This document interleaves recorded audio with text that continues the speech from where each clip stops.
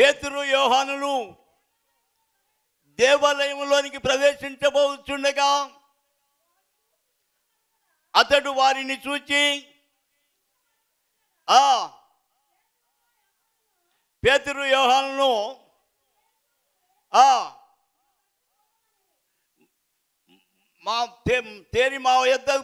మా వైపు చూడమనిది. వాడు వారి యొద్ద ఏమి అయినా దొరుకునని ఉంచెను. వెండి బంగారములు మా యొద్ద లేవు, కానీ మాకు కలిగినదే నీకిచ్చుచున్నాము. నజరేయుడైన యేసు క్రీస్తు ప్రశస్తమైన నామమున లెగోమని చెప్పగా వాడి కుడి చేయి పట్టుకొని లేవనెత్తెను. వెంటనే వాని పాదములు చీలమండలములు బలము పొందెను. వాడు దిగ్గున లేచి తర్వాత నడుచుచు గంతులు వేయుచు దేవుని స్తుతించుచు వారితో కూడా దేవాలయంలోనికి వెళ్ళాను. చాలమ్మా, ప్రార్థన చేసుకుందాం. కృపా సత్య సంపూర్ణుడా, అయ్యా ఘనుడా, మహోన్నతుడా, సర్వాధికారి, అయ్యా మమ్మలను మిక్కిలిగా ప్రేమించిన మా ప్రియ పరలోకపు తండ్రి, నీ కొందనములు, స్తుతులు, స్తోత్రాలు దేవా. ఇదిగో తండ్రి, ఈ మధ్యాహ్న కాల సమయంలో నాయన మరి ఈ యొక్క కూడికలో నా తండ్రి చక్కని మాటను మాకు గుర్తు చేసావయ్యా. యేసయ్యను ఎందుకు స్తుతించాలనేటువంటి ఆ చిన్న అంశంలో కొన్ని మాటలను మేము తెలియజేస్తున్నాం. అయ్యా, అపోస్తల కార్యములు 3వ అధ్యాయము 1 నుండి 10 వరకు చదువుకున్నట్లయితే ఇక్కడ ఒక చక్కని మాటను మాకు గుర్తు చేశావు తండ్రి. ఈ వాక్యంలో ఉన్నటువంటి ఆ మధురాతి మధురమైన జుంటి తేనె ధారల కన్నా ఆ శ్రేష్టమైనటువంటి మాటలను వర్ణించడానికి తండ్రి నేను అనర్హుడనయ్యా, అయోగ్యుడను ప్రభువా. నీ యొక్క మీరు మాత్రమే యోగ్యుడు తండ్రి. ఆనాడు నరరూపధారిగా నీవు ఈ లోకానికి వచ్చినప్పుడు అనేకులను ప్రార్థన చేసినప్పుడు ఈ లోకములో ఎంతోమంది రక్షించబడ్డారు తండ్రి. అలాగే ప్రభువా, ఈరోజు కూడా నా తండ్రి మీ దాసుడనైన నన్ను మీ శిలువ చాటున మరుగుపరుచుకొని ఈ వాక్యంలో ఉన్నటువంటి మాటలను మీరే బోధించమని ఘనుడు, మహోన్నతుడు, సర్వాధికారి అయిన యేసయ్య పరిశుద్ధ నామములో ప్రార్థన చేస్తున్నాం తండ్రి. ఆమెన్. ప్రియులారా, ఇక్కడ ఈ అపోస్తల కార్యము 3వ అధ్యాయము 1వ వచనం చూసినట్లయితే ఇక్కడ ఒక అడుక్కునేటువంటి వాడు, కుంటివాడు ఉన్నాడు. ప్రియులారా, ఇతని జీవితము మరి శ్రమపడేటువంటిది కాదు. వాడు ఎప్పుడు కూడా 10 మందిని అడుక్కుంటే ఈడు ద్వారాగా 4 జీవిస్తూ ఉంటారు. ఆ శృంగారం అనే దేవాలయం వద్ద రోజు వస్తున్నాడు ఇతడు. ప్రతిరోజు ఆ శృంగారం అనే దేవాలయం సేవకులు వస్తూ పోతూ ఉన్నప్పుడు వాళ్ళ దగ్గర కొంత పాలబేడ వేసేవాళ్ళు, విశ్వాసులు కొంత సహాయం చేసేవాళ్ళు. వీళ్ళ సహాయం పొందుతూ అతను ఉన్నాడు. అయితే ఒకరోజు పేతురు, యోహానిద్దరు కూడా తెల్లని వస్త్రాలు వేసుకొని ఆ మందిరంలోనికి మెట్లెక్కుతూ ఉంటే చూశాడు ఇతను. వీళ్ళు మంచి మరి ధనవంతులై ఉండొచ్చు, వెండి బంగారముల యొద్ద నాకు దొరుకుతుంది, వీళ్ళని నేను భిక్షం అడుగుతాను అన్నాడు. ఏమనుకున్నాడమ్మా, వెండి బంగారాలు ఉన్నాయి వీళ్ళ దగ్గర. ఎందుకంటే శ్రేష్టమైనటువంటి వస్త్రాలు, వారిలో ఉన్నటువంటి ఆ ప్రత్యేకత, సావుకులు అనేటువంటి వారిద్దరు కూడా ఆ దారిన వస్తూ ఉంటే నిజంగా ఆశ్చర్యపోయాడు ఈ కుంటివాడు. సరే అంటూ ఉన్నాడు, అయ్యలారా, మీరే నాకు తల్లిదండ్రులయ్యా, మీరే నాకు ఆదరణయ్యా, మీరు లేకపోతే నేను ఎనాడో నశించిపోయేవాడినయ్యా. ఉన్నారు, నాకు తల్లిదండ్రులు ఉన్నారు, బంధువులు ఉన్నారు, ఏ ఒక్కరూ నాకు సహాయం చేయగలిగిన వాళ్ళు లేరయ్యా. మీరు మాత్రమే నాకు సహాయం చేసే దేవుళ్ళయ్యా, మీరు నాకు సహాయం చేయమని అడిగాడు. ప్రియులారా, సహాయం చేయమని ఇతడు ఎంత ఆశపడదు. ఏమిటి ఇంత వచ్చిన ఆశ? కొంత డబ్బులు ఇస్తారనా కాదు, కానీ ఇతని ఆశ ఏమిటంటే వెండి బంగారములు ఉంటాయి వీళ్ళ దగ్గర. తెల్లటి వస్త్రాలు వేసుకుంటే వెండి బంగారములు ఉంటాయా? లేదండి. శ్రేష్టమైనటువంటి మనసు ఉంటుంది వాళ్ళ దగ్గర, శ్రేష్టమైనటువంటి ఆ మంచి గుణలక్షణములు ఉంటాయి సేవకుల దగ్గర. అంతేకాని ఈ అడుక్కుని కుంటి అతను ఏమనుకున్నాడంటే, వీరి దగ్గర వెండి బంగారములు ఉంటాయి, అవి నాకు ఇస్తారు, నేను నా జీవితాన్ని ఇది మొదలుకొని నేను ఎంతగానో నేను పదిలపరుచుకుంటాననే ఆశతో ఈ గుడ్డివాడు ఎదురు చూస్తూ ఉంటే వాళ్ళు అన్నారు ఒక మాట, అయ్యా వెండి బంగారములు మా యొద్ద లేవు, కానీ మాకు కలిగినదే నీకు ఇచ్చుతున్నాము అన్నాడు. ఇదేంటి, లేదో మంచి రూపురేఖలు కలిగి ఉన్నారు, తెల్లటి వస్త్రాలు వేసుకొని వీళ్ళు వస్తే వీళ్ళ దగ్గర వెండి బంగారములు ఉంటాయని నేను ఆశపడితే వీళ్ళు అవి లేవంటున్నారు, ఇంకా నాకేమిస్తారు, నాకు కావలసినవి లేవంటున్నారు, నాకేమిస్తారని మరి అతడు ఆశ్చర్యపోయి చూస్తూ ఉంటే వాళ్ళు అన్నారు, యేసుక్రీస్తు నామమున లేచి నడవమని చేయి పట్టుకోగానే అతడు చీలమండలము అతని యొక్క ఒంటిలో ఉన్నట్టు అవయవములన్నీ కూడా సాగిపోయి లేచి నడుస్తూ ఆలయంలోనికి వెళ్తూ ఉన్నాడు. చక్కగా ప్రియులారా, పేతురు యోహాను ఇద్దరు చెరకు చేయి పట్టుకొని ఆలయంలోకి వెళ్ళి పాట పాడుతూ ఉన్నాడు. దేవుణ్ణి స్తుతించుడి, ఎల్లప్పుడు దేవుణ్ణి స్తుతించుడి, ఆ దేవుణ్ణి స్తుతించుడి, ఎల్లప్పుడు దేవుణ్ణి స్తుతించుడి అంటూ ఈ రీతిగా పాటలు పాడుకుంటూ యోహాను చెయ్యి మరి ఆ యొక్క పేతురు ఇద్దరి చేతులు పట్టుకొని మధ్యలో గంతులు వేస్తూ ఉన్నాడు ఇతను.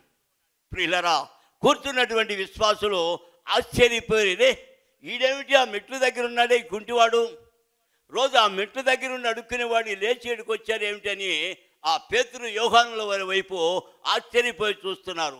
ఇతనికి శక్తి ఎవరు ఇచ్చారనుకుంటున్నారు, వాళ్ళు ఈ సేవకులు ఇచ్చారు అనుకుంటున్నారు. అందుకు పేతురు అంటాడు, అయ్యలారా, ఇతను అక్కడ నుండి లేచి మాతో సంచరించి ఇదిగో మీ ఎదుట రావడానికి ఇతనికి శక్తి బలం మేమివ్వలేదు, ఎవరిచ్చారు, ఆ దేవుడిచ్చాడు. చప్పట్లు కొట్టి దేవుని మహిమపరుద్దాం ప్రియులరా. నిజంగా ఆయన యందు భయభక్తులు కలిగి ఆయనతో సహవాసం చేసేటువంటి వారు ఎప్పుడు ఎల్లప్పుడూ కూడా ఆయన దీవెనలు ఆశీర్వాదాలు పొందుకుంటారు. ప్రియులారా, ఈ కుంటివాడు అనేటువంటి వాడు ఎంతగానో ఆ కుంటి కాళ్ళు చేతులు చీలమండలములు లూజ్ అయ్యి అతడు శ్రేష్టమైనటువంటి నడకను నడుస్తూ శిష్యులతో కూడి చక్కగా పాటలు పాడుతూ దేవుని ఘనపరుస్తూ ఉన్నాడు. ఎందుకు దేవుని స్తుతించాలంటే ఇందుకే. కూర్చున్నటువంటి కుంటివాడికి కాళ్ళు ఇచ్చి, అడుక్కునేటువంటి గుట్టివాడికి ఆదరణనిచ్చి, రెండు కాళ్ళు చేతులు కలిగి సేవకులతో కలిసి ఆనందంతో పాటలు పాడుతూ ఆ రోజు సంచరిస్తూ ఉన్నాడంటే అందుకే యేసయ్యను స్తుతించాలి. ప్రియులారా, దైవ సన్నిధిలో కూర్చొని వాక్యం వినేటువంటి ప్రభు బిడ్డలారా, మనం కూడా యేసయ్యను స్తుతించాలి. అయ్యా, మరి తండ్రి ఆనాడు యొక్క భక్తుడు ప్రార్థన చేస్తూ ఉన్నాడు. యెషయా ద్వారా ఒక వర్తమానం వచ్చింది హిజ్కియా రాజుకి. యెషయా ద్వారా పంపించాడు దేవుడు. హిజ్కియా రాజు మరణించబోతున్నాడు, అతను తన ఇల్లు చక్కబెట్టుకోమని చెప్పినప్పుడు హిజ్కియా వచ్చి చెప్పాడు, యెషయా వచ్చి చెప్పాడు, హిజ్కియా నీవు మరణించబోతున్నావయ్యా, నీ ఇంటిని చక్కబెట్టుకో, ఈ మాట దేవుడు నాతో చెప్పాడు, నీకు చెబుతున్నానని చెప్పి వెళ్ళిపోయాడు. ప్రియులారా, హిజ్కియాకు గొప్ప రోగం ఉన్నది అతనికి. అయినా చనిపోవడం అతనికి ఇష్టం లేక గోడ తట్టి తిరిగి ప్రార్థన చేశాడు. అయ్యా, యథార్థ హృదయుడనై నీ సన్నిధిని నేనెట్లు నడుచుకున్నానో కృపతో జ్ఞాపకం చేసుకో తండ్రి అని ప్రార్థన చేశాడు. ఎక్కడుండి ఎక్కడుండి చేశాడు? భూలోకములో ఉండి చేశాడు. ఈ ప్రార్థన ఆ పరలోకములో ఉన్నటువంటి పరమ తండ్రి ఆలకించి యెషయాని పిలుస్తున్నాడు. యెషయా, హిజ్కియా దగ్గరికి వెళ్ళొచ్చానయ్యా, నువ్వు చెప్పమన్నావుగా, నీకు చనిపోతావు, ఇక నీ ఇంటిని చక్కబెట్టుకోమని నేను చెప్పాను. అది కాదయ్యా, భూలోకములో హిజ్కియా రాజు చేసిన ప్రార్థన నేను విన్నాను, అతడు చేసిన కార్చినటువంటి కన్నీరు నేను చూశాను, అతనికి మరణము కాదు కానీ 15 సంవత్సరముల ఆయుష్నిచ్చానని చెప్పమని చెప్పాడు. ప్రియులారా, ప్రార్థన ఎంత శ్రేష్టమైనదండి. ప్రార్థన ఎంత గొప్ప ప్రార్థన. ప్రార్థనలో ఉన్నటువంటి ఆ శక్తి సామర్థ్యంలో మరి ఆనాడు భక్తులు ప్రార్థించినటువంటి భక్తులు తెలుసుకున్నారు. కానీ మనము కూడా ఆ ప్రార్థన మనం ఆయన భక్తి తెలుసుకోవాలంటే ప్రార్థన చేయాలి. ప్రతిరోజు ఉదయం సాయంకాలం కూడా ప్రభువు అన్నం నిద్ర లేచినప్పుడు మరలా పడక మీదకి వెళ్ళబోయేటప్పుడు కూడా కొంతసేపు సమయాన్ని దేవునికి ఇవ్వాలి.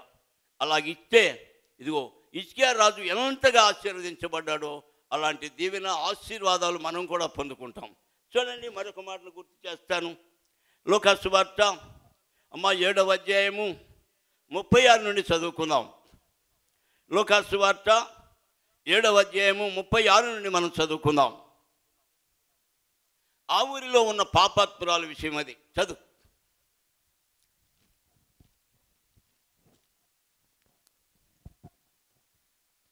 లూకా 7:36 అమ్మా.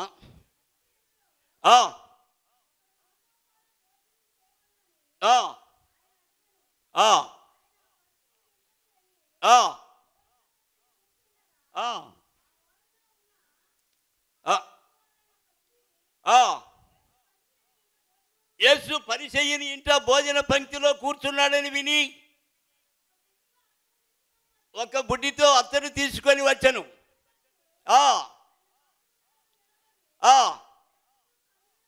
ఏడ్చుచూ నీళ్ళతోనా ఆ కన్నీళ్లతో ఆయన పాదములు కడిగి తన శ్రేష్టమైనటువంటి తల వెంట్రుకలతో ఆయన పాదములు తుడిచి చాలు. ప్రియులారా, ఇక్కడ మరొక సందర్భం అండి. ఆనాడు పరిసయ్యులు ఉన్నారు. యేసుక్రీస్తు ప్రభుల వారిని భోజన పంక్తికి పిలిచారు. అయ్యలారా, ఆనాడు తండ్రి అయిన దేవుడు ఒక్క మోషే గారి ఇంట్లోనే భోజనం చేశాడు. ఈ కుమారుడైనటువంటి దేవుడు చాలా మందిళ్ళలో భోజనం చేస్తూ ఉన్నాడు. అందరు పిలిచిన వారికల్లా వెళ్తున్నాడు, భోజనం చేస్తున్నాడు. ఎక్కువగా వాళ్ళని ప్రేమిస్తూ వాళ్ళని ఆశీర్వదిస్తూ వస్తున్నాడు. అయితే ఇక్కడ ఒక పరిసయ్యుడు పిలిచాడు యేసు ప్రభుని. అయ్యా, నీవు మా కొరకు చేసిన ప్రార్థన, నీవు మా కుటుంబం కొరకు నీవు చేసిన ప్రార్థన, మా కుటుంబం అభివృద్ధి చెందింది సేవకుడా. మా ఇంటికి భోజనానికి రమ్మని పిలిచినప్పుడు ప్రియులారా, యేసు ప్రభు కూడా వచ్చాడు భోజనానికి. అందరికీ భోజన పంక్తిలో కూర్చుంటే ఈ విషయము ఆ పాపాత్మురాలైనటువంటి స్త్రీ ఉన్నది. ఆ స్త్రీ విని వచ్చింది. యేసయ్య వెనక తట్టు కూర్చొని ఆయన పాదాలు కడుగుతూ ఉంది. ఏంటిదమ్మా, నీళ్ళతోనా కన్నీళ్ళతోట? చెప్పాలి తల్లులరా. నీళ్లతో, కన్నీళ్లతో పాదాలు కడుగుతుంది. సుమారుగా 2 పాదాలు కడగాలంటే 1 లీటర్ నీళ్ళన్నా కావాలి కదమ్మా, కావాలి కదా. అంత నీరు కార్చింది ఆ సహోదరి. ఆమెలోనూ వేదన, ఆమెలో ఉన్నటువంటి ఆ పాపము, ఆమెలో ఉన్నటువంటి ఆ దీన స్థితిని ఈరోజు దేవునికి సమర్పించుకోవాలనేటువంటి ఆశతో, తపనతో ఆ స్త్రీ యేసయ్య పాదాలు కడిగింది. అత్తరు రాసింది. దేవునితో ఆ యొక్క పాదాలు వెంట్రుకలో తుడుస్తూ ఉంటే ఆ పరిసయ్యుడు ఒకడు కూర్చొని అంటున్నాడు, ఈమె పాపాత్మురాలు కదా, ఈ స్త్రీ పాపాత్మురాలు కదా, ఈయన పరిశుద్ధుడై ఉండి ఆమె చేత కాళ్ళు కడిగించుకుంటున్నాడు ఏమిటి అని మరి ఆలోచన పోతున్నారు. దేవుడు పరిశుద్ధుడు, హృదయ రహస్యములు ఎరిగిన దేవుడు, పరిశుద్ధుడైనటువంటి ఆ పరమ తండ్రి ఆయనను ఎరిగినటువంటి ఆ దేవుడు ఆమెను వెరికినటువంటి ఆ దేవుడు ఆమెను చూచాడు. ఎంతగానో చూచి అంటూ ఉన్నాడు ఈ పరిసయ్యునితో, అయ్యా, నేను నీ ఇంటికి వచ్చి ఎంతసేపు అయింది? నీ ఇంటికి వచ్చినప్పుడు నా కాళ్ళకి నీళ్ళిచ్చావా? నా కాళ్ళు కడిగావా? నీవే పరిచర్య లేదు. నేను భోజన పంక్తిలో కూర్చున్నాను. నీవు చేయని పరిచర్య ఆ సహోదరి చేసింది. ఆమె విస్తారమైన పాపమును క్షమించబడి ఉన్నవి అన్నది. చప్పట్లు కొడదాం ప్రియులారా. ఆమె విస్తారమైన పాపములు అన్నీ కూడా క్షమించబడ్డాయి. ఎందుకు? ఆమె చేసిన భక్తి, ఆమె చేసినటువంటి ఆ శ్రేష్టమైనటువంటి ఆ భక్తిని గురించి దేవుడు సంతోషించాడు. ప్రియులారా, ఇటువంటి భాగ్యాన్ని మనము కూడా కలిగి ఉండాలంటే, ఆయనతో సహవాసం చేయాలంటే ఇదిగో ఈ శ్రేష్టమైనటువంటి గుణాలను మనం కలిగి ఉండాలి. చూడండి, మరొక మాటను గుర్తు చేస్తాను. లూకా సువార్త 19వ అధ్యాయం 1 నుండి చదువుకుందాం. 3వ సందర్భం.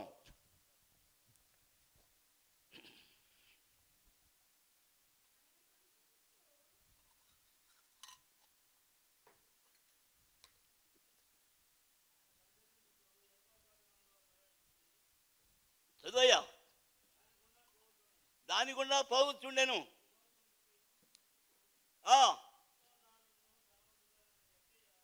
సుంకపు గుత్తదారుడును ధనవంతుడైనటువంటి జక్కయ్య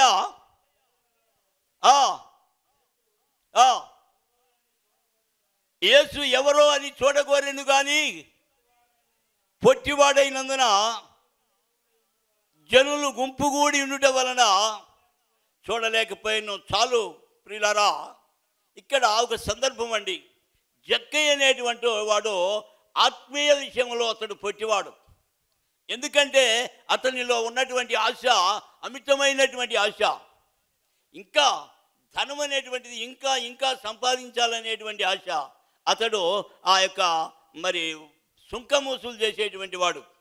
వాళ్ళ ఇంటి దగ్గరికి ఒక ఇంటికి వెళ్ళి, అమ్మా నీవు 100 రూపాయలు ఇవ్వాలి కదా, నీ దగ్గర లేకపోతే నేను ఇస్తాను, వచ్చే నెలలో నాకు ఇంకొక 50 కలిపి అని ఆ రీతిగా వసూలు చేసుకునేటువంటి వాడు. ధనముంది, ఆస్తి ఉంది, ఐశ్వర్యం ఉంది, తింటే అరగడం లేదు, పడుకుంటే నిద్ర పడటం లేదు. ఇది ఇతనిలో భాగం. ఇటువంటి జక్కయ్య ఆ జన సమూహం వస్తూ ఉన్నారు. 12 మంది శిష్యులు, ఆ ప్రాంతంలో ఉన్నటువంటి ప్రజలందరూ కూడా యేసయ్యని వెంబడిస్తూ ఉంటే మధ్యలో ఉన్నటువంటి ఆ ప్రభు కనపడటం లేదు. అందరూ యేసయ్యతో వస్తూ ఉంటే ఇతడు ఆయన ఎవరో చూడాలన్నాడు. ఏమండి, ఇది ఏమైనా సహజమేనా?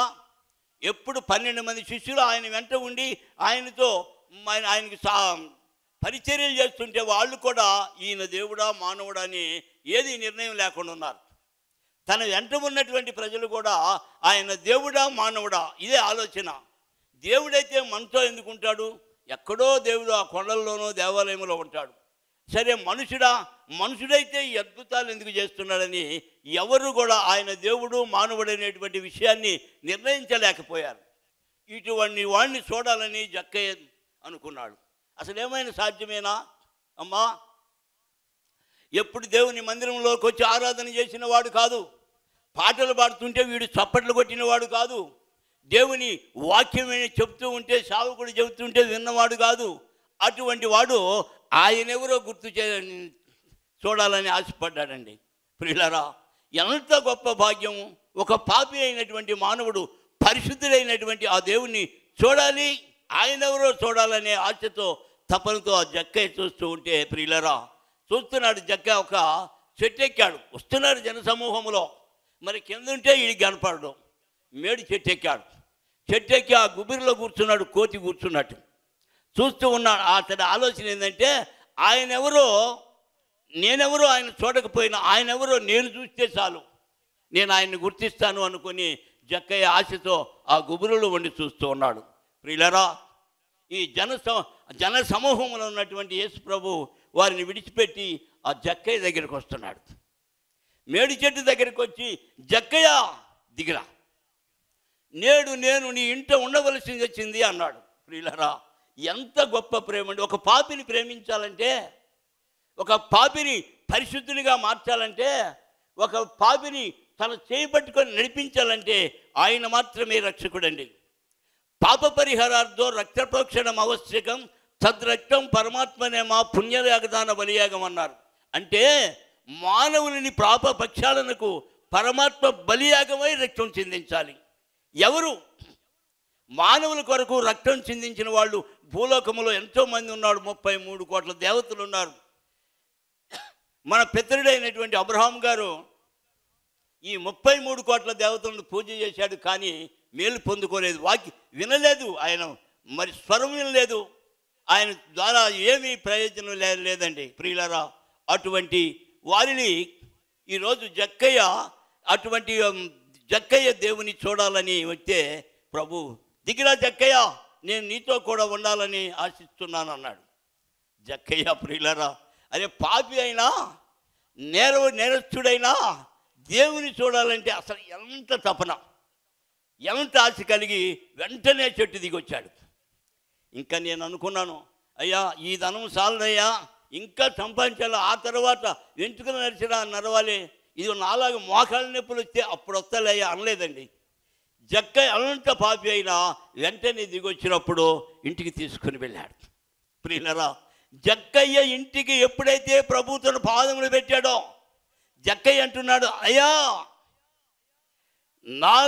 నాకున్నటువంటి ఆస్తిలో సగం పేదలకు ఇస్తానయ్యా, నాకున్నటువంటి ఆస్తిలో సగం పేదలకు ఇస్తాను, ఎవరి ద్వారానైనా నాకు రావలసిన దానికన్నా ఎక్కువ నేను తీసుకొని ఉంటే వాళ్ళకి 4 అంతులు ఇస్తాను అంటున్నాడు. పాపము, దేవుని పరిశుద్ధుడైనటువంటి ఆ పరమ తండ్రి, ఆ యొక్క జీవాత్ముడైనటువంటి యేసయ్య ఆ గృహంలోనికి వెళ్తే తన జీవితం మార్చబడింది, తన హృదయం మార్చబడింది ప్రియులారా. ఎందుకంటే యేసయ్య, అందుకే యేసయ్యను స్తుతించాలి. ఎక్కడో ఉన్నటువంటి అయోగ్యుడైనటువంటి జక్కయ్యను పిలిచి, రా నీ ఇంటికి నేను వస్తాను రమ్మని తీసుకుని వెళ్ళి జక్కయ్య ఇంట్లో భోజనం చేశాడు ప్రభు. ఎంత గొప్పవాడండి అమలారా. దేవుడు పరిశుద్ధులైనటువంటి ఆ దేవాది దేవుడు ఎంత గొప్పవాడు. ఒక పాపిని ప్రేమించాలంటే ఆయన మాత్రమే తగినటువంటి దేవుడు. ఈ లోకములో పాపిని ప్రేమించిన వాళ్ళు ఎవరూ లేరండి. ఆయన ఒకప్పుడు పాపులను ప్రేమించడానికి ఈ లోకం వచ్చాడు. అందరికీ తన తండ్రి గురించి వాక్యం బోధించాడు. తన తండ్రి దగ్గరికి వెళ్ళిపోయాడు, మళ్ళీ వస్తున్నాడు. మళ్ళీ పాపుల కోసం కాదండి ఈసారి వచ్చేది. ఎవరి కోసము? పరిశుద్ధుల కోసం, రక్షించబడిన వారి కోసము, ఆశతో తపనతో వాక్యాన్ని అలంకరించే వాళ్ళ కోసము. ఈ చెవితో వాక్యం విని ఈ చెవితో విడిచిపెట్టే వాళ్ళు కాదమ్మా ఆయన వచ్చేది. విన్నటువంటి వాక్యాన్ని తన హృదయంలో పదిలపరుచుకొని హృదయానుసారమైనటువంటి జీవితం జీవిస్తూ దేవుని కొరకు, ఆ నిత్యరాజ్యం కొరకు ఎదురు చూచేటువంటి వాళ్ళు మాత్రమే, వాళ్ళ కొరకు మాత్రమే యేసయ్య రానై ఉన్నాడు. ప్రియులారా, ఈరోజు వాక్యం వింటున్నటువంటి ప్రభు బిడ్డలారా, దైవ సన్నిధానంలో మీ వాక్యం వినేటువంటి మనము కూడా జక్కయ్య లాంటి మంచి మనసు కలిగి ఉండాలా. ఆవిరిలో ఉన్న పాపాత్మురాలు లాంటి మంచి మనసు కలిగి ఉండాలా. అలాగే మొదటిగా అదిగో కుంటివాడు శృంగారం అనే దేవాలయం వద్ద అడుక్కుంటూ కూర్చునేటువంటి కుంటివాడు ఈ మరి మాటలు విని ఆ దేవాలయంలోనికి అతడు ఎలాగ రక్షించబడ్డాడో అలాంటి రక్షణ మనం కూడా పొందుకోవాలంటే మనము కూడా యేసయ్య కోసం ఎదురు చూడాలి. ఇందుకేనండి యేసయ్యను స్తుతించాల్సింది. పాపినైనటువంటి జక్కయ్యను ప్రేమించి తన గుంపులో ఇతడు కూడా అబ్రహాం కుమారుడే అన్నాడు. అటువంటి యేసయ్యను దేవుని ఎందుకు ప్రేమించాలంటే అందుకే పాపిని ప్రేమించడానికి వచ్చినటువంటి ఆ యేసయ్యను ప్రేమించే ధన్యత ఆనాడు వాళ్ళు కాదు కానీ మనం కూడా కలిగి ఉండాలి. చూడండి, మరొక విషయాన్ని గుర్తు చేస్తాను. యోహాను సువార్త 5వ అధ్యాయము 1 నుండి చదువుకుందాం. బెతస్దా కోనేరు గురించి యోహాను సువార్త 5వ అధ్యాయము 1 నుండి చదువుకుందాం. యూదుల పండుగ ఒకటి వచ్చెను.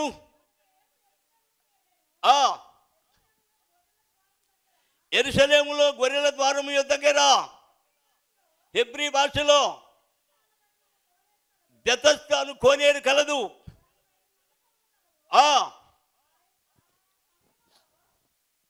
చదువునైనా. దేవదూత కోనేటిలో దిగి నీళ్లు కదిలించినప్పుడు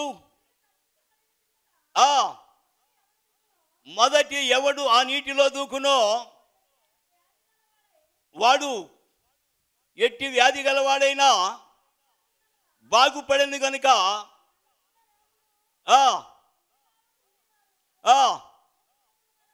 కుంటివారు, గుడ్డివారు, ఓసు చేతులు కలిగిన వారు,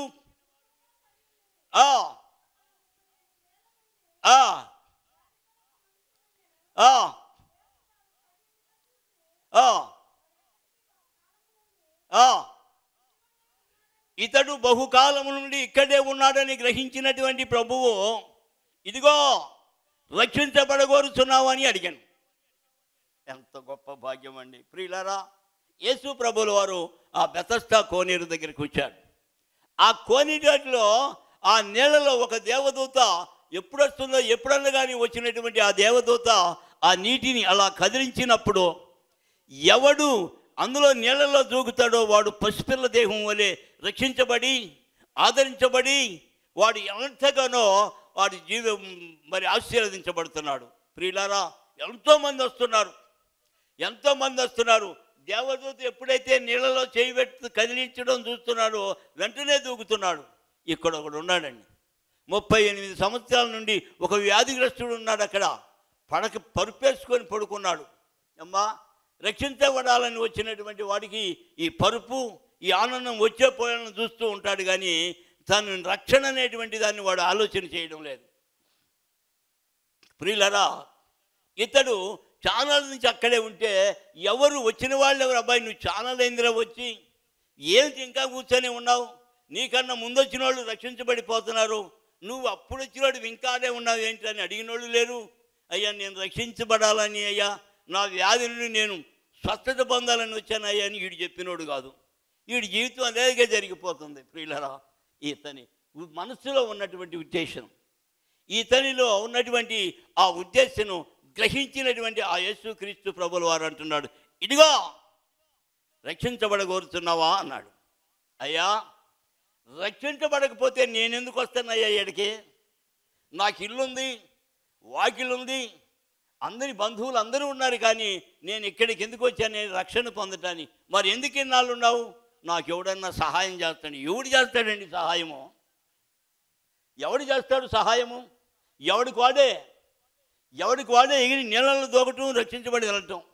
ఈడేందంటే ఆ నీళ్ళలో దూకితే నేను బతుకుతానో సత్తానో, నన్ను ఎవడని కానీ చల్లగా దించితే బాగుండు. ఎవడు దించుతాడు?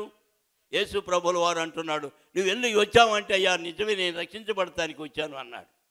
నీ పరుపెత్తుకొని నువ్వు నడవమనగా వెంటనే వాడు పరుపెత్తుకొని నడిచాడు. చప్పట్లు కొడదాం ప్రియ దేవుని బిడ్డలారా. ఇదండి దేవునిలో ఉన్న ప్రేమ. ఎందుకు యేసయ్యను స్తుతించాలంటే ఇందుకే. ఎక్కడో బెతస్దా కోనేరు దగ్గర కూర్చున్నటువంటి వాడిని పలకరించి, ఇదిగో రక్షించబడగోరుచున్నావా అని అడిగి అతడిని లేచి నీ పరిపెత్తుకొని నడవమని చెప్పడానికి తగినటువంటి కర్త ఆ యేసయ్య. అటువంటి ధన్యత, అటువంటి గొప్ప భాగ్యము మన యేసు ప్రభులు వారు కలిగి ఉన్నారండి. ప్రియులారా, ఈనాడైనా వాక్యం వినేటువంటి మనము, దేవునితో సహవాసం చేయాలనేటువంటి మనము ఆ నిత్యరాజ్యంలో మధ్యాకాశంలో యేసు పెండ్లి కుమారుడిగా ఆయన సింహాసనాసీనుడై కూర్చున్నప్పుడు మనమందరం ఈ లోకములో ఉన్న మనము ఈ వాక్యం దైవ సావుకులు చెప్పేటువంటి వాక్యాన్ని విడిచిపెట్టకూడదు. ప్రియులరా, మన హృదయంలో పదిలపరుచుకోవాలి. హృదయంలో ఆ వాక్యాన్ని మనం వించుకొని ఉంటే ఈ వాక్యానుసరమైన మన జీవితం జీవిస్తూ ఆ తండ్రి ఆ లోకానికి వచ్చినప్పుడు మనము కూడా ఆయన్ని వెంబడించే ధన్యత, ఆయనతో సహవాసం చేసేటువంటి ధన్యతను మనం కూడా కలిగి ఉంటాం. చూడండి, మరొక సంగతి చెప్తాను.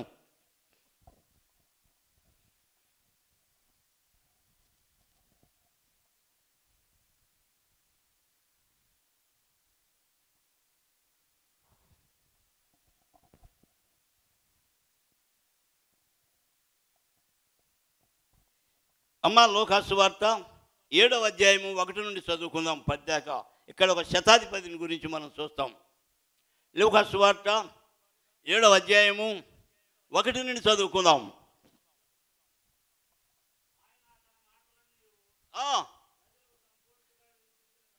ప్రజలకు సంపూర్తిగా వినిపించిన తర్వాత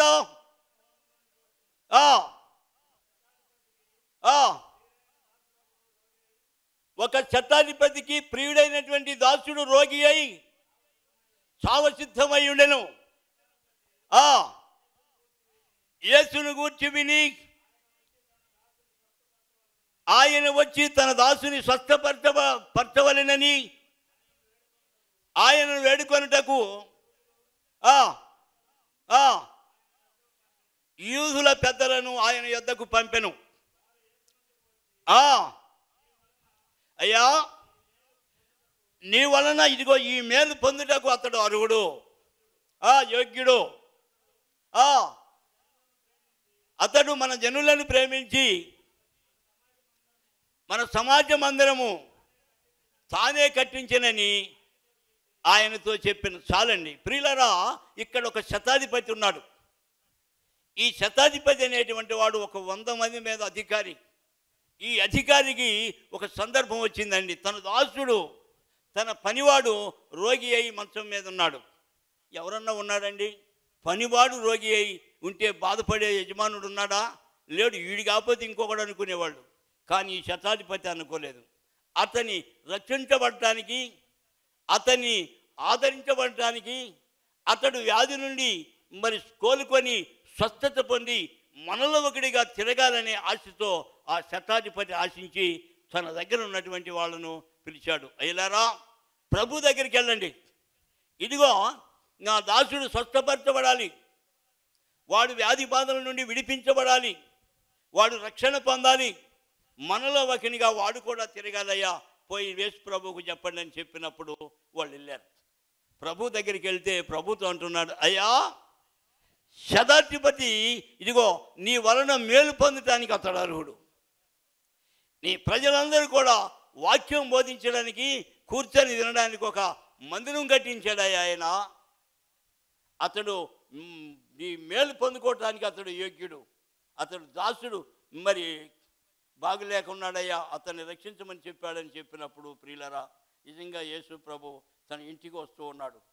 శతాధిపతి ఇంటికి వస్తుంటే ప్రభు అంటున్నాడు, అయ్యా శతాధిపతి అంటున్నాడు, అయ్యా నీవు నా ఇంటికి రావడానికి నేను యోగ్యుడను కాదయ్యా, నేను అయోగ్యుడను. నీవు పరిశుద్ధుడవు, నీవు నీతిమంతుడవు, నీవు సకలాశీర్వాదములకు కారణభూతుడవైన నీవు, నీతో సమమైన వాళ్ళు లేరయ్యా, నా ఇంటికి వద్దు. నువ్వు ఎక్కడుంటావో నువ్వు ఉన్న చోటనే శతాధిపతి దాసుడు స్వస్థపడును గాక అని నువ్వు చెప్తే వాడు వెంటనే రక్షించబడతాడు. ఆ నమ్మకం నాకుంది. ఎంత గొప్ప భాగ్యం ప్రియులరా!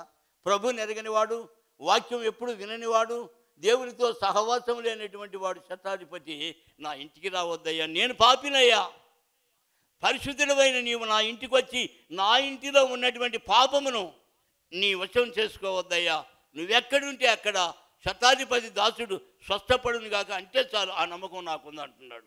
ప్రియులరా, ఈరోజు ప్రతిరోజు ఆదివారం మందిరానికి వచ్చే ఏ సేవక విశ్వాసి కూడా ప్రార్థన అడుగుతారు, అయ్యా ప్రార్థన అమ్మ చేద్దాం, అట్లా కదా ఇప్పుడు చెయ్యి, ఇప్పుడు చెయ్యి, మేము వినాలి అంటారు. నమ్మరు. దేవుని ఎరిగినటువంటి ఆ శతాధిపతి ప్రభు నువ్వు నా ఇంటికి రాకపోయినా పర్వాలేదయ్యా, నీవున్న చోటే ఉండి ప్రార్థన చేయమంటున్నాడు. ప్రియులరా, ఇందుకే యేసయ్యను మనం స్తుతించాలి. ఎందుకే మనం యేసయ్యను స్తుతించాలి? గొప్ప దేవుడు, పరిశుద్ధుడైన నీతిమంతుడైనటువంటి ఆ పరమ తండ్రి కనుక ఆయనను మనం స్తుతించే ధన్యత మనం కలిగి ఉండాలి. చూడండి, మరొక మాటను గుర్తు చేసుకుందాం.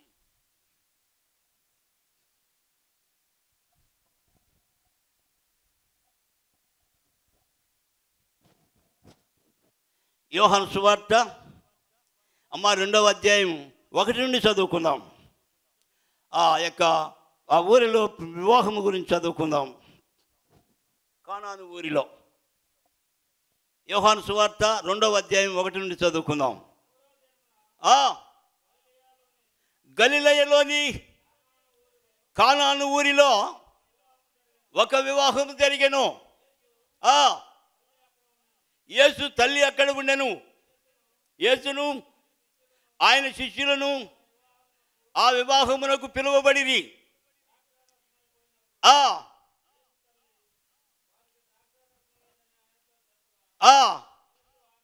యేసు ఆమెతో, అమ్మా నాతో నీకేమి పని, నా సమయం ఇంకా నువ్వు రాలేదు అని ఆయన తల్లి పరిచారకులను చూచి, అయ్యలారా ఆయన మీతో చెప్పినది చేయుడని చెప్పి ఆమె వెళ్ళిపోయింది. చాలండి ప్రియులరా, ఇక్కడ మరి ఈ కానాను అనేటువంటి ఊరిలో 3వ దినమున వివాహం జరిగినని వాక్యం రాయబడింది. 3వ దినం కాకపోతే 4వ దినం జరగకూడదా? లేదు 5వ రోజు జరగకూడదా? 6వ జరగకూడదా? 6వ రోజు జరగకూడదా? కానీ ఈ 3వ రోజున వివాహం జరిగినప్పుడు ఈ వివాహానికి మరియమ్మ గారు బంధువు అయి ఉంటుంది. మరియమ్మ గారు బంధువు అయి ఉంటుంది.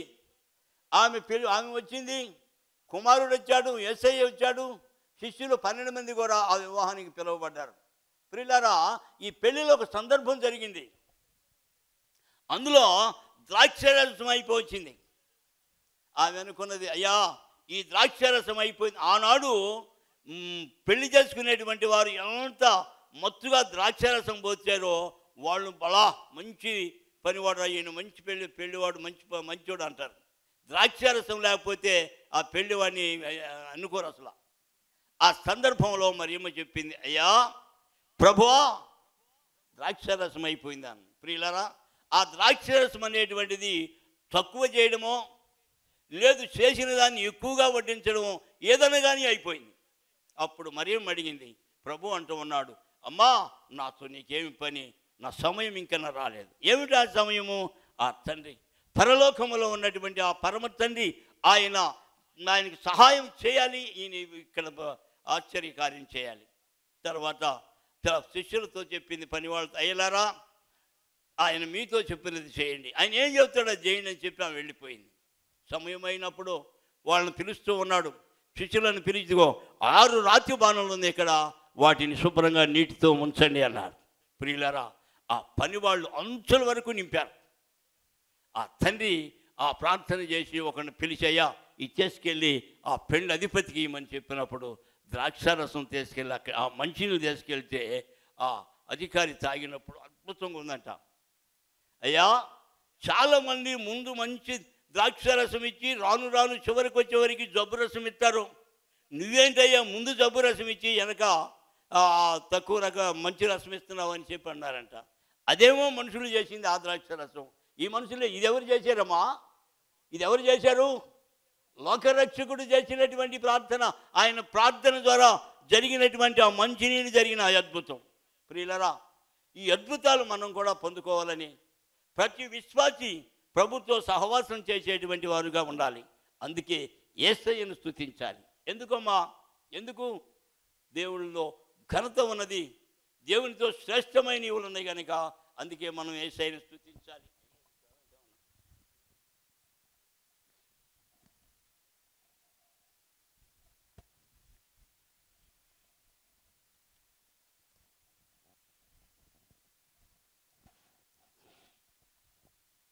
పెందలకడ లేచి ప్రార్థించినటువంటి ఒక 3 భక్తులను మీకు గుర్తు చేస్తానమ్మా.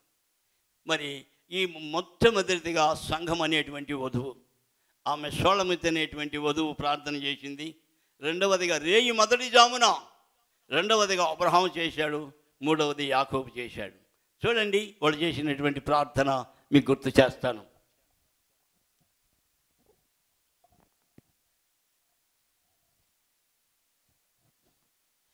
ప్రియులారా, పరమగీతములు అనే పుస్తకంలో షోళమితి అనేటువంటి వధువు తన ప్రాణప్రియుని కోసం ఆయనను చూడాలని పరితపిస్తూ తనలో ఉన్నటువంటి ఆయన తనలో ప్రేమ ఆశ కలిగి జీవిస్తూ ఉంది. ప్రియులారా, మరి ఒకటి సంఘం అనేటువంటి వధువు రేయి మొదటి జామున లేచి ప్రార్థన చేసింది.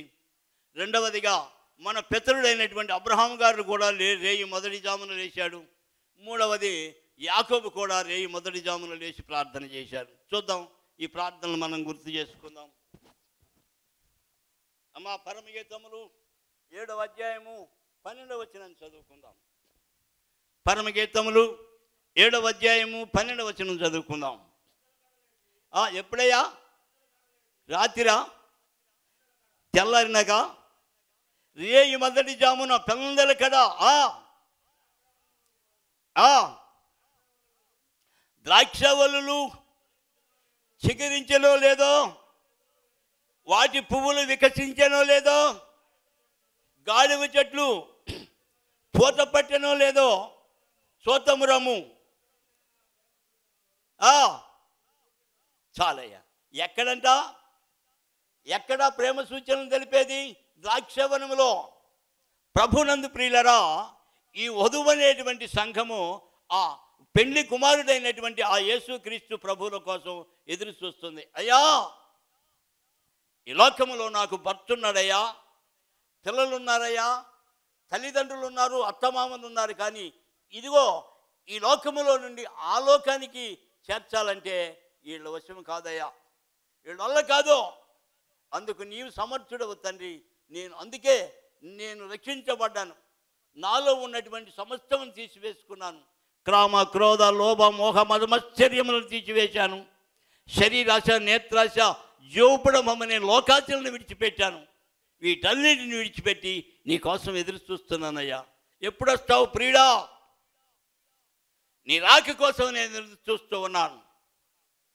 నూతనంగా వివాహమైనటువంటి వధూవరులు ఇద్దరు కూడా చేయి పట్టుకొని ఎలాగో 7 అడుగులు నడుస్తారో, ప్రియుడా నేను కూడా నీతో నడవాలని ఆశపడుతున్నాను. నువ్వు రా, నీ వస్తే నా ప్రేమ సూచన నీకు తెలియజేస్తాను అంటుంది. ప్రియులారా, ఎంత గొప్ప భాగ్యం అండి, యేసుక్రీస్తు తన ప్రాణ ప్రియుని కోసం ఎంత ఆశపడింది, ఎంత ప్రేమ కలిగి ఉంది. నువ్వు వస్తే నాలో ఉన్నటువంటి ప్రేమ సూచనలు ఇక్కడ కాదు, ద్రాక్షవనంలో మీకు నేను తెలియజేస్తాను రమ్మని పిలుస్తూ ఉంది. ప్రియులారా, మనం కూడా వధువు సంఘమే. మన ప్రియుని మనం ఎప్పుడు పిలుద్దాం? మన ప్రియుని మనం ఎప్పుడు పిలుద్దాం? రాకడకు సిద్ధమైనటువంటి మన ప్రాణ ప్రియుడు ఆ మధ్యాకాశములో సింహాసనాసీనుడై కూర్చున్నప్పుడు మనం అందరం కూడా మన ప్రాణ ప్రియుని దగ్గరికి వెళ్ళి మనము కూడా ఆయన పాదాలు పెట్టుకొని పెనుగులాడాలి. అయ్యా నీతో మేము వస్తామయ్యా. ఆ కోట్ల కొలది దేవదూతల సమక్షంలో సైన్యములకు అధిపతి యెహోవా పరిశుద్ధుడు పరిశుద్ధుడు పరిశుద్ధుడు అని గాన ప్రతిగానములు చేయబడుతూ పొగడబడుతున్నటువంటి ఆ యొక్క పరమును విడిచి భూమికి దిగి వచ్చావు తండ్రి, నీకు వందనములయ్యా. మా కొరకు నా తండ్రి నువ్వెంతగానో నువ్వు క్షీణించబడ్డావు ప్రభువా. అమ్మ, యెషయా గ్రంథము 50వ అధ్యాయం 6వ వచనం చూస్తే దేవుడి లోకానికి వచ్చి ఆయన చేసిన సహాయాన్ని మనం చూస్తాం. యెషయా గ్రంథము 50వ అధ్యాయం 6వ వచనం. కొట్టువారికి నా వీపును అప్పగించి తిని, వెంట్రుకలు పెరికి వాయుడు వారికి నా చెంపలను అప్పగించి తిని, ఉమ్మివేయి వారికి అవమానపరచు వారికి నా ముఖము దాచుకొనలేదు అంటున్నాడు. ప్రియులారా, ఎంత గొప్ప దేవుడు అండి. ఈ లోకానికి వచ్చిన ఆయన అంటున్నాడు, అయ్యలా అమ్మలారా, కొట్టే వాళ్లకు నా వీపును అప్పగించాను, ఉమ్మి వేసే వారికి నా ముఖమును, వెంట్రుకలు పెరిగివేయ వారికి నా చెంపలను అప్పగించాను, ఉమ్మివేయి వారికి అవమానపరచు వారికి నా ముఖము దాచుకొనలేదు. ఎందుకు? ఆయన చేసిన పాపమా? ఆయన చేసిన నేరమా?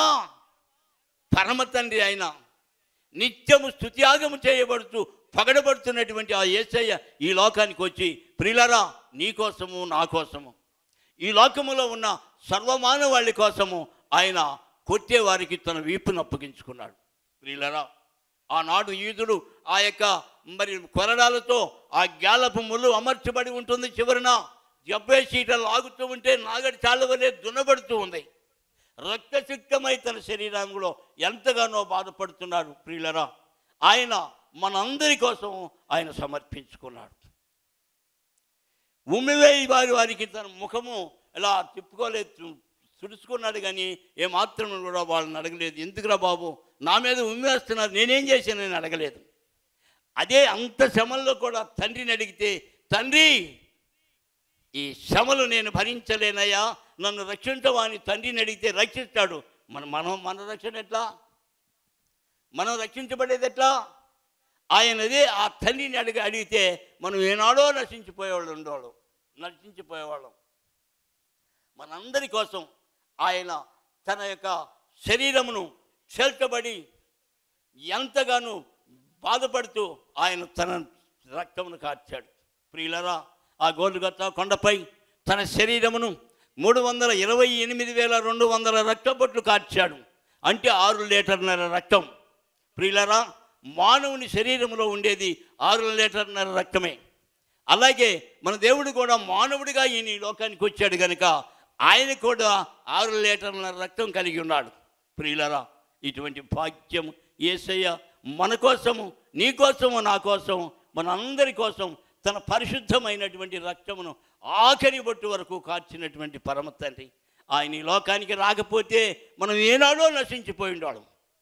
మనల్ని రక్షించడానికి, మనల్ని ఆదరించడానికి, ఇదిగో ఈ రీతిగా ఆయన మందిరావరణంలో కూర్చొని వాక్యం వినడానికి, వాక్యం బోధించడానికి మనల్ని ఎన్నుకున్నాడు కనుక మనం ఈ రీతిగా ఆనందంతో, సంతోషంతో ఉంటూ ఉన్నాం. ప్రియులారా, ఇటు భాగ్యము.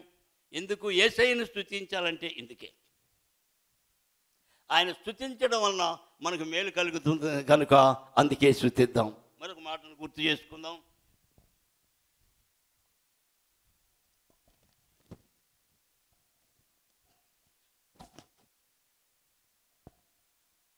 రెండవ మాట, అబ్రహాము గారు పెందల కళ్ళేసి చేసిన ప్రార్థన గుర్తు చేసుకుందాం.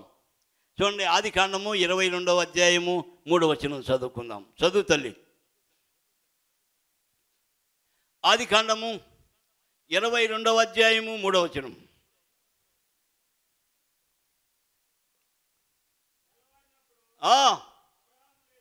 తెల్లవారినప్పుడు అబ్రహాము లేచి తన గాడిదకు గంత కట్టి తన పనివారిలో ఇద్దరిని తన కుమారుడికి ఇస్సాకును వెంటబెట్టుకొని కట్టెలు చీల్చి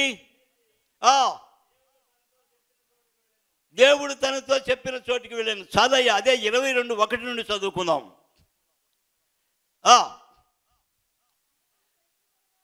ఏంటమ్మా ఏ సంగతులు? ఆ సంగతులు ప్రభు దేవుని మాటకు లోబడిన తర్వాత, ప్రభు దేవునితో సహవాసం చేసిన తర్వాత అబ్రహాము బహుకాలము గడిచిన వృద్ధులయ్యుండెను, అన్ని విషయములలో అతడు ఆశీర్వదించబడినని ఆశీర్వాదం పొందిన తర్వాత ఆయన ఏం చేశాడంటే పెందల కడలేచి కట్టెలను చీల్చాడు. దేవుడు చెప్పిన మాట, అబ్రహామా నీ ఒక్కడైన నీ కుమారుని నాకు మరి బలి అర్పించమని చెప్పినప్పుడు ప్రియులారా ఈ మాట కనీసం శారమ్మ కూడా చెప్పలా. అమ్మా శారమ్మ మన అబ్బాయిని దేవునికి బలించిపోతున్నానంటే ఆమె ఒప్పుకునేది కాదు. ఆడ మనిషి కదా, ఎందుకయ్యా ఏం దేవుడయ్యా లేక 100 సంవత్సరాలకు ఒకడినిచ్చి వాడిని మళ్ళీ అర్పించమని అడుగుతున్నాడా? అసలు దేవుడైనా ఆయనని ఎన్నిగానో నిందలు అవనిందలు వేసేది. ఆ మాట అంటుందని అబ్రహాం దేవుని ఆ తల్లికి భార్య కూడా చెప్పకుండా పెందల కడ రేయి మొదటి జామును లేచి కట్టెలు చీల్చాడు. గాడిద గంత కట్టి గాడిద మీద ఈ కట్టెలు వేశాడు. తన కుమారుడు ఇస్సాకును తీసుకొని అలాగే పనివాళ్ళిద్దరిని తీసుకొని ఆ మోరియా పర్వతాల ప్రాంతానికి నడిచిపోతూ ఉన్నాడు. ప్రియులారా అబ్రహాముకు 100 సంవత్సరాల వయసు అండి. 3 రాత్రులు బగులు నడిస్తే కానీ ఆ మోరియా పర్వతాల దగ్గరికి వెళ్ళడు. అంత ప్రయాణం, అంత ఓపిక, అంత శక్తి యేసు ప్రభు అబ్రహాంకి ఇచ్చాడు. వెళ్ళిన తర్వాత ప్రియులారా ఆ ఇస్సాకు అబ్రహాం ఇద్దరు కూడా పైకి వెళ్తూ ఉన్నారు. సగం దూరం వెళ్ళినాక ఇస్సాకు అంటున్నాడు, ఓ నా తండ్రి, ఏమి నా కుమారుడా, నా నెత్తిన కట్టెలు మోపున్నది, నీ చేతిలో కత్తి ఉన్నది, మరొక చేతిలో నిప్పున్నది, వధించడానికి గొర్రెపిల్ల ఏది అన్నాడు. ఆ గొర్రెపిల్ల నీవేనంటే మరి కుర్రవాడు 12 సంవత్సరాల వయసులో ఉన్నటువంటి ఇస్సాకు దిగి పడిపోతాడేమో అనుకున్నాడు. అయ్యా అన్నీ ఆయనే చూసుకుంటాడన్నాడు.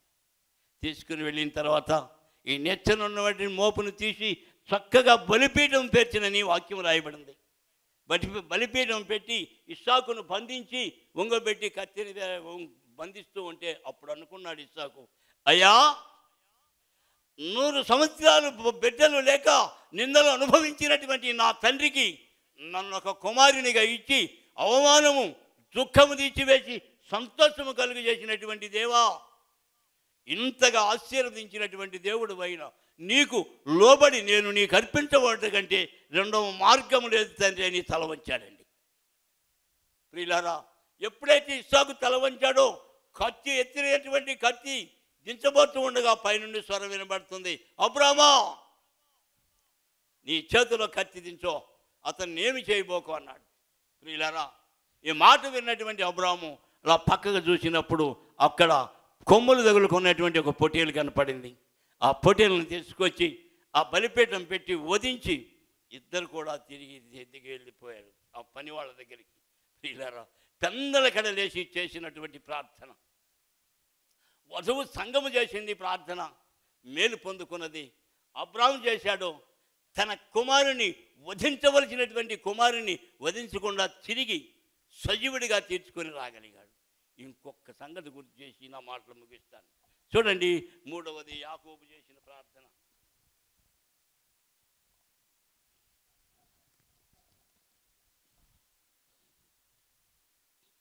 ఆదికాండము 28వ అధ్యాయము 18, 19 ఈ 2 వచనాలు చదువుకున్నాం.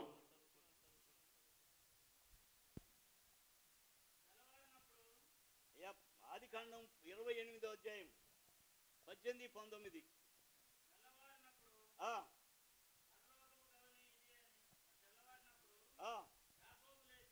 యాకోబు లేచి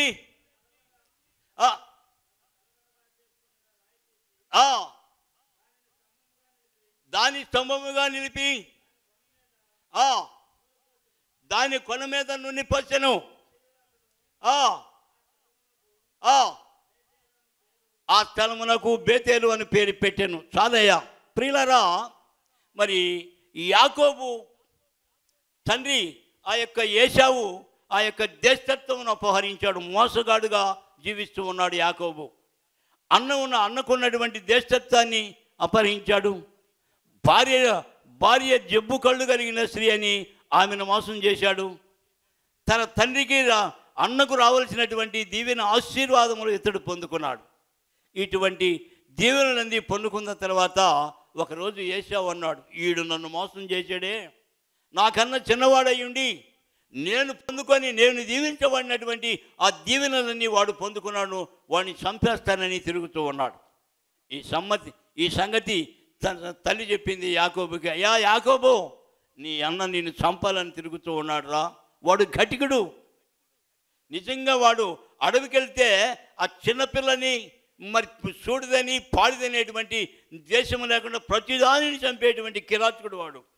నిన్ను కూడా అలే చంపేస్తాడయ్యా, నువ్వు వెళ్ళు, నా సహోదరుడైనటువంటి నా సహోదరుని దగ్గరికి వెళ్ళు, వాడికి చాలా గొర్రెలు ఉన్నాయి, గొర్రెలు మేపో.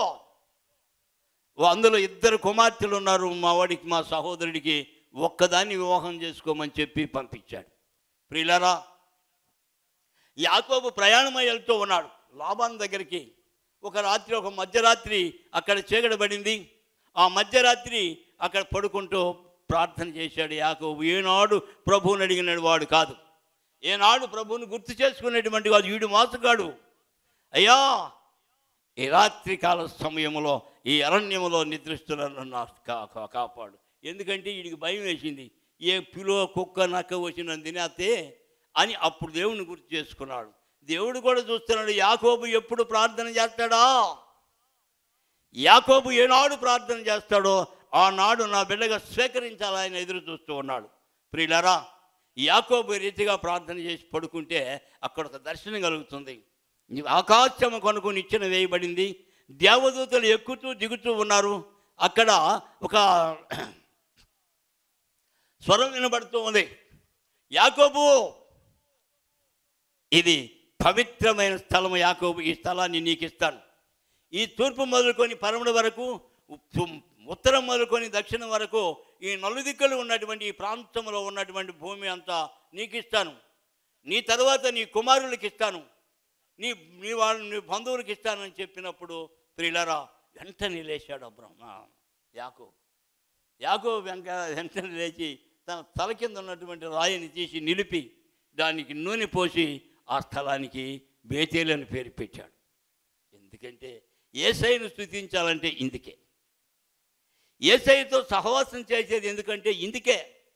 ఆయనకు ఒక ప్రార్థన చేసినప్పుడు, ఆయన్ని మనం ఒకటి అడిగినప్పుడు తప్పకుండా మనకు కావలసినటువంటి ఈవులనిచ్చి ఆదరించి జీవించి కాపాడేటువంటి పరిశుద్ధమైన దేవుడని కోరుకుంటూ ఈ యొక్క ఆదివార సమయమున మధ్యాహ్న కాల సమయమున దైవ సేవకులు నన్ను ఆహ్వానించి ఇదిగో ఈ చక్కని మాటలను బోధించడానికి నాకు సమయం ఇచ్చినటువంటి అయ్యగారికి, కూర్చొని వాక్యం విన్నటువంటి ప్రభు బిడ్డలని మీ అందరికీ నా హృదయపూర్వకమైన వందనాలు తెలియజేస్తూ నా మాటలు ముగిస్తున్నాను. అందరికీ వందనాలండి.